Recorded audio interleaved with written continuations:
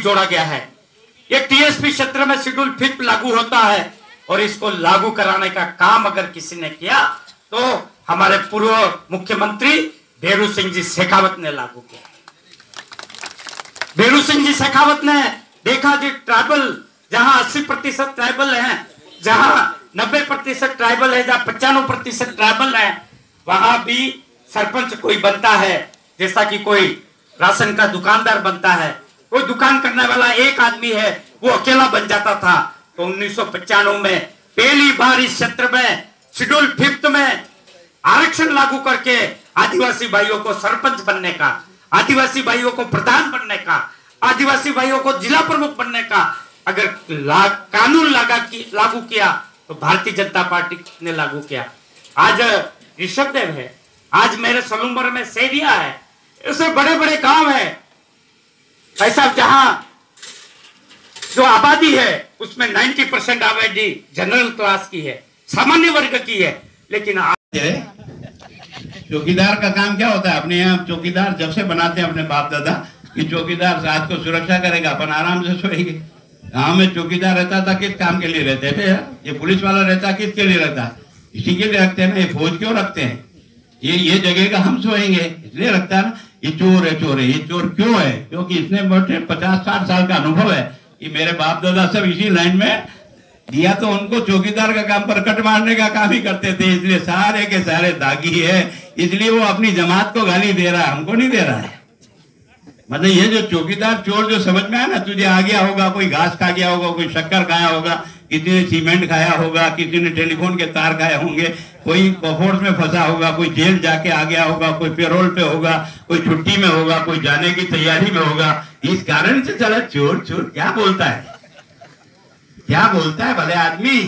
तुम्हें दावत देता हूँ यार, तुम सारे कांग्रेसियों को, कि तुमने और तुम्हारी माँ ने तुम्हें दूध पिलाया हो ना, तो नरेंद्र मोदी पर 13 साल तक गुजरात का मुख्यमंत्री रहा और 5 साल से हिंदुस्तान का प्रधानमंत्री है। एक काला धब्बा लगा के बता दे तो मान जाऊंगा कि साले वास्ते में कोई क्यों नहीं। क्या कहता है? कुछ नहीं, बकवास करता रहता है, कुछ भी बोलता रहता है, कुछ भी कहता है ना। मतलब पिछले चुनाव में आपने, ठीक है आपने तो इसको बचा लिया, बाकी कहीं तो गए ना, वो 10 दिन के कर्जा माफ में गए नहीं गए? राम धर्म से आपके भी लालच आया था मन में। सच बात कह रहा हूँ, देखो सच बात कह रहा हूँ, क्योंकि उसने गिनती ऐसी पक्की की, 1 2 हिंदी में गिनना नहीं आता तो भी सीखा बेटा, और सीखने के बाद 1 2 3 4 9 10 कर्जा माफ।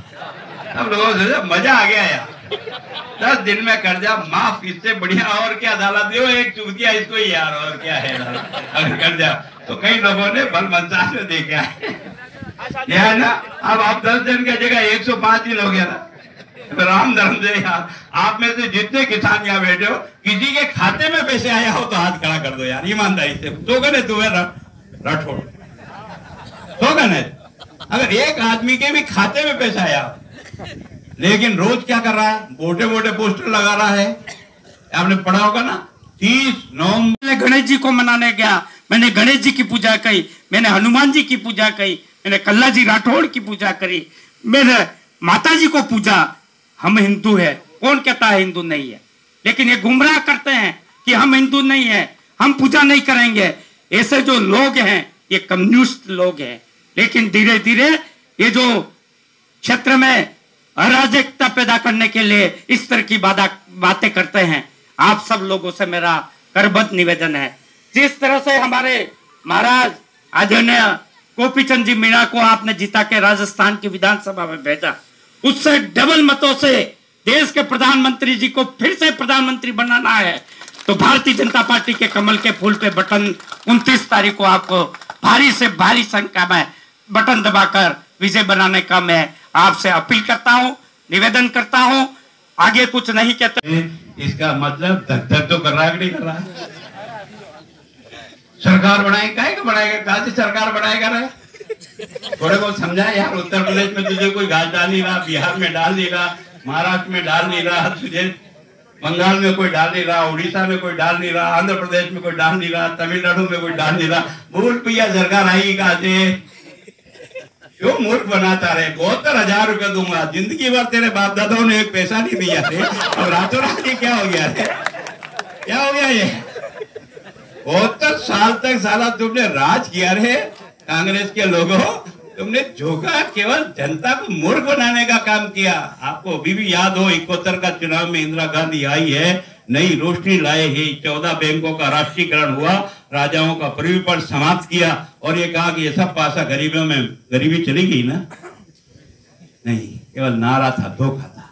उसके बाद फिर 80 में लगाया, इंदिरा गांधी आई है, नई रोशनी लाएगी, इंदिरा जी आएगी, गरीबी मिटाएगी। लोगों ने सोचा अब मेहनत करने की जरूरत नहीं है, चादर लेकर धन लड़ी लुगाई दोनों ऊपर खड़े रहेंगे, रात को वर्षा होगी, पोटली बांध देंगे, लखपति बन जाएंगे, घर आ जाएंगे। आगे 72 सालों में 72 पैसे नहीं दिए, वो अब हमारे खाते में 72,000 रुपया डालेगा। क्या है यार, ये जनता को मूर्ख बनाने का धंधा नहीं तो और क्या है? कहाँ से डालेगा? तेरे पास है क्या जो आएगा? अभी तो तेरे को कोई स्वीकार ही नहीं कर रहा है यार, तेरे को नेता बनाने को तैयार नहीं, ममता तैयार नहीं, माया तैयार नहीं, अभिषेक तैयार नहीं, आपको चंद्रबाबू तैयार नहीं, वो तैयार नहीं, कोई तैयार नहीं, तो है कहाँ का? खुद तो राजस्थान, मध्य प्रदेश और दिल्ली में ही कूद रहा है ना। दिल्ली में आप भी तेरे को घास नहीं डाल रही अभी तक। ये तो केवल बदमाशी। और ये देश प्रधानमंत्री है, मैंने कहा कि जिसने हिंदुस्तान के पार्लियामेंट में घुसते समय, मैंने भी 40 साल की राजनीति में हूं, लेकिन कोई प्रधानमंत्री सीढ़ी पर थोक लगा करके उस मंदिर में प्रवेश नहीं हुआ। ये पहला आदमी है कि स्वर्ण लोगों का नुकसान हो गया, क्योंकि सारा का सारा परसेंटेज उनके पास चला गया, यहाँ का बच्चा। हमने अमेंडमेंट का लाभ लिया। उस 5वीं सूची में यह भी है कि वहां के लोकल रहने वाले लोगों को भी सुरक्षा कवच के रूप में ये जो बाकी बचा हुआ 50% है, वो केवल और केवल यही के स्वर्ण जाति के बच्चों को ही लाभ मिलेगा और 100% यहाँ के नौकरी देने का। अभी 10% का आरक्षण और हमने तय किया आर्थिक आधार पर। ये किसके लिए? गरीब के बच्चे के लिए किया। ये देश के प्रधानमंत्री की अकल से किया, 72 साल के बाद किया यार। अरे यार, ये व्यक्ति कोई ईश्वरी कुदरत से आया। मैं आज कह रहा हूं आपको, इस देश में कोई न कोई ऐसा ईश्वरी शक्ति है। जब भी देश मरने लगता है, तब किसी न किसी माँ की कोख से ऐसा कोई बच्चा पैदा हो जाता है जो मुल्क को उठा लेता है। चाहे वो राणा सांगा के रूप में आया हो, चाहे प्रताप के रूप में आया हो, चाहे वो गुरु गोविंद सिंह के रूप में आया, चाहे शिवाजी के रूप में आया हो। 1000 वर्ष की लड़ाई लड़ी है यार, 1000 वर्ष। लेकिन हमने अपने देश की संस्कृति को नष्ट नहीं होने दी। लेकिन इन्होंने, अपने ही शासक ने अपने ही देश को, मुझे गधा कह दो पर हिंदू मत को, ये कौन बोलता है? जवाहरलाल नेहरू बोलता है। ये जवाहरलाल नेहरू बोलता है। इनकी शादियों के कार्ड देखो आप जाकर के, एक भी हिंदी में छपा हुआ नहीं है, सब उर्दू में छपे हुए कार्ड है। ये जो चाहे सोनिया गांधी हो ना, चाहे कोई भी हो ना, इनके घर में कहीं देख लो, ये तो अब लगाने लगे। देखा, हिंदू नाराज हो गया।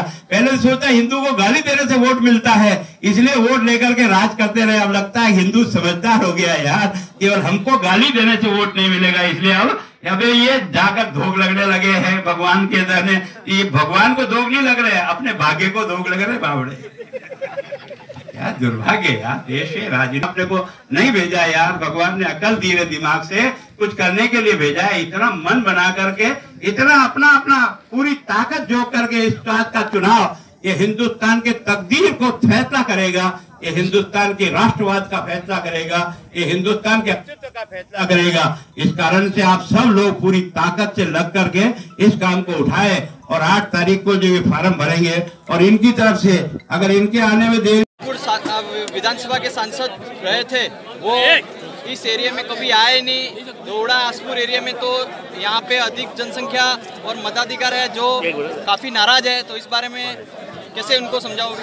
ऐसा कुछ नहीं है, वो आए जरूर हैं और सार्वजनिक बड़े कार्यक्रमों में उनकी उपस्थिति है। ताकि वो इस एरिया में उनका जितना भी सांसद वर्ग है, सबसे ज़्यादा अगर दिल्ली में गया तो यहाँ, अगर उनका सार्वजनिक कार्यक्रम में आना कम हुआ तो कार्यक्रम बनाएंगे, कार्यकर्ताओं के साथ बैठ करके बात। किसी प्रकार का कोई असंतोष नहीं है, और सबसे अधिक वोट अगर इस पूरी लोकसभा में कहीं जीतने का मिलेगा तो आजपुर से। लोकसभा चुनाव में भाजपा कितनी सीटें लाएगी? भाजपा 20-21 तो आज ही दिख रही है, और आज जो कांग्रेस ने 6 सीटें डिक्लेयर की है, भारत माता की जय। ऐसे लगता है कि कैंडिडेट ही नहीं मिला, इसलिए जिसको भी देना है उसको टिकट देकर खाना पूर्ति की है। इसका मतलब कांग्रेस ने स्वयं ने हार मान ली। इस सारे बड़े बड़े नेताओं को लड़ाना चाहते थे वो, है ना। भीलवाड़ा जो है वो सीपी जोशी को लड़ाना चाहते थे, उन्होंने ना कर दिया। अजमेर से वो, है ना, उनके पूर्व अभी जो मंत्री हैं और पूर्व सांसद हैं उनको लड़ना चाहते थे, लेकिन आपने देखा होगा राजसमंद में उनके पास कोई कैंडिडेट ही नहीं मिला। जो पुराना कैंडिडेट था वो भी जाकर के चित्तौड़ लड़ रहा है और स्वयं यहाँ से। तो मतलब एक तरह से ऐसा लगता है कि झालावाड़ जो कैंडिडेट खड़ा किया वो हमारा युवा मोर्चा कार्यकर्ता था अभी 2 साल पहले, उसको टिकट दे करके उन्होंने ये बता दिया कि कांग्रेस के पास इस समय कोई चुनाव लड़ने को तैयार ही नहीं है।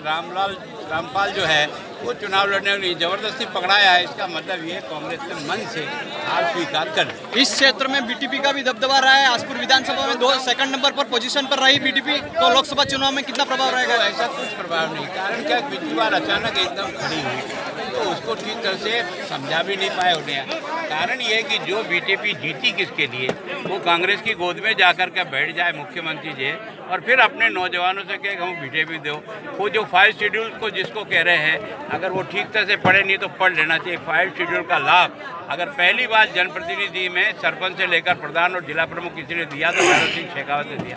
45% का आरक्षण अगर किसी ने दिया इस ट्राइबल क्षेत्र में तो वो भी, है ना, हमारी पार्टी के भैरव सिंह शेखावत ने दिया 1 से 6 तक, और 6 से लेकर 9 तक वसुंधरा जी ने दिया।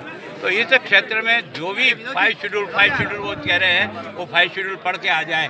जितना मैक्सिमम 5 शेड्यूल का लाभ राजस्थान में ट्राइबल को मिला है, अन्य राज्यों में नहीं मिला। आखिरी सवाल, राहुल गांधी ने फैसला अभी घोषणा की है कि हमारी सरकार बनेगी तो प्रतिवर्ष आम ग्रामीणों को 72,000 की राशि दी जाएगी, तो कांग्रेस के लिए कितना साबित रहेगा? ये देखो 72 साल तक उनको याद नहीं आया, अचानक ये 72,000 कैसे याद आ गया, जबकि राज आने की कोई संभावना दिखती नहीं है। जब उनको कोई टिकट ही देने को तैयार नहीं है 7 बड़े राज्यों में, उस पार्टी का क्या भविष्य है? केवल और केवल नारा है।